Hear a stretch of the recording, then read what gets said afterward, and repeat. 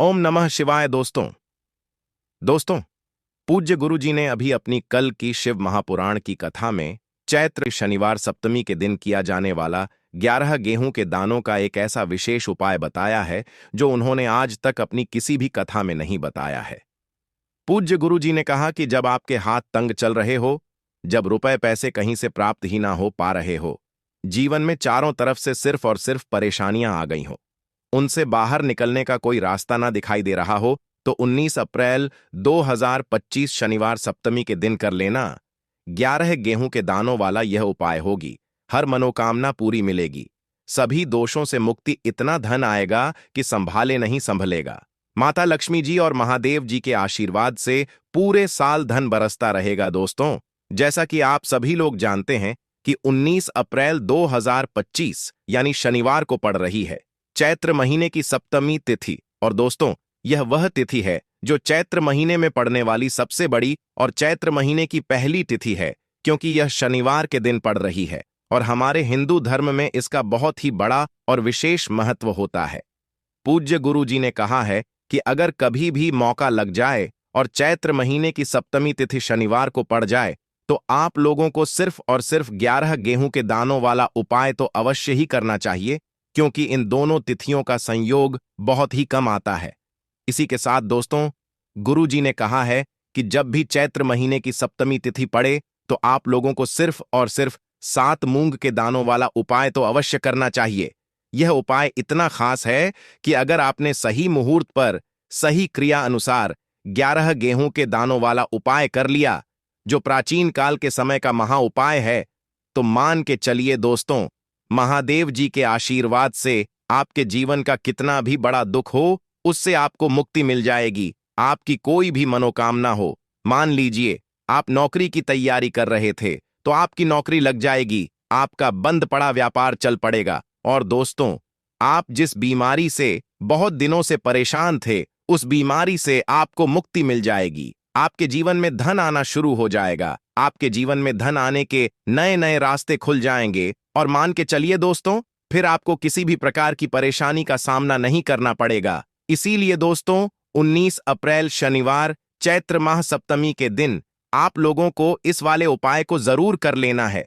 भले ही आपने पूरे साल भर इस उपाय को ना किया हो, पर अगर आपने इस चैत्र महीने में पड़ने वाली सप्तमी के दिन अगर इस वाले उपाय को कर लिया, तो आपको इस उपाय को करने का वह फल मिलेगा जिसकी आपने कभी कल्पना भी नहीं की होगी। इसीलिए आप लोग इस गेहूं के दानों वाले उपाय को एक बार जरूर कर लेना, ताकि आप लोगों के हाथ से यह मौका ना जा सके और आपको इस उपाय को करने का फल मिल सके।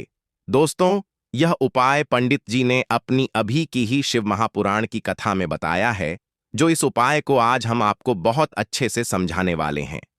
इस वीडियो को देखने के बाद इस उपाय को समझने के लिए आपको कोई और वीडियो को देखने की जरूरत नहीं पड़ेगी। तो दोस्तों, इस उपाय को आपको कैसे करना है, कब करना है, कहां पर करना है, और उपाय को करते समय आपको किन किन गलतियों को नहीं करना है और आपको किन किन बातों का ध्यान रखना है, ये सारी जानकारी हम आपको इस वीडियो में देंगे। तो चलिए भक्तों, उपायों को शुरू करते हैं। अगर आप भी चाहते हैं कि महादेव जी का आशीर्वाद आप पर सदैव बना रहे, तो वीडियो को लाइक करें, चैनल को सब्सक्राइब करें और कमेंट बॉक्स में हर हर महादेव जरूर लिखें। और अपने फायदे के लिए, गरीबी दूर करने के लिए इस वीडियो को पूरा देखकर जाना। यदि आज आपने वीडियो को बीच बीच में से देखा, काट काट कर देखा, तो जीवन में आपको कभी सफलता हासिल नहीं होगी। देखिए दोस्तों, यह 19 अप्रैल शनिवार सप्तमी का दिन, यह इतना खास होता है, इतना महत्वपूर्ण होता है। देखा गया है कभी कभी बड़े बड़े पूजा पाठ अनुष्ठान से जो मनोकामना पूर्ण नहीं होती, वह 19 अप्रैल शनिवार के दिन एक छोटा सा उपाय करने से ही आपकी मनोकामना पूर्ण हो जाती है। अब हम समझते हैं इस वाले उपाय को हमें करना किस समय है। इस 11 गेहूं के दानों वाले उपाय को हमें चैत्र महीने के शनिवार सप्तमी के दिन करना है। अब करना किस समय है, तो देखिए, इस उपाय को करने का जो समय है वह सुबह का समय है और शाम का समय भी है। अब देखिए, यहां पर हम मुख्य रूप से सुबह का समय नहीं बोलेंगे, क्योंकि 19 अप्रैल शनिवार चैत्र माह सप्तमी का दिन है और इस दिन प्रदोष काल के समय का बहुत महत्व होता है। बाकी अगर सुबह के समय भी करेंगे तो भी अच्छा होगा। उसमें कोई भी दिक्कत वाली बात नहीं है। तो चलिए जानते हैं इस विशेष उपाय के बारे में। लेकिन उससे पहले एक प्रार्थना, अगर आप इस चैनल पर नए हैं तो आप इस वीडियो को लाइक करें, चैनल को सब्सक्राइब करें और कमेंट बॉक्स में आप अपनी राशि या अपना नाम जरूर डाल दें, क्योंकि हम राशि से जुड़ा भाग्य भी बताते हैं और भाग्य में चल रही परेशानियों को दूर करने के लिए वह आसान से आसान उपाय भी बताते हैं। तो चलिए अब हम अपने सबसे पहले उपाय की बात कर लेते हैं। सबसे पहला उपाय विशेषकर आपको 11 गेहूं के दानों से करना है। तो इस उपाय के लिए आपको मात्र 11 गेहूं के दाने लेना है।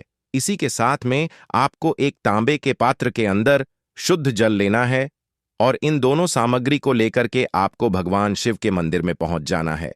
दोस्तों, गुरुजी ने बताया है कि यह उपाय आप सुबह से लेकर शाम तक किसी भी समय कर सकते हैं।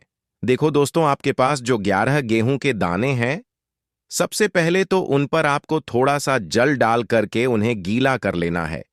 अब इन गेहूं के दानों को आपको अपने सीधे हाथ की हथेली पर रखना है और आपके जीवन में जो दुर्भाग्य चल रहा है, आपके जीवन में जिन भी कार्यों में आपको रुकावट उत्पन्न हो रही है, जिन भी कार्य में आप बार बार असफल हो जाते हैं, तो आपको प्रार्थना करनी है, हे महादेव, मुझे इन सभी कार्यों में सफलता प्राप्त हो तथा मेरे जितने भी कार्य अटक रहे, बस सभी परिपूर्ण हो। और यह 11 गेहूं के दाने आपको भगवान शिव के शिवलिंग पर समर्पित कर देना है।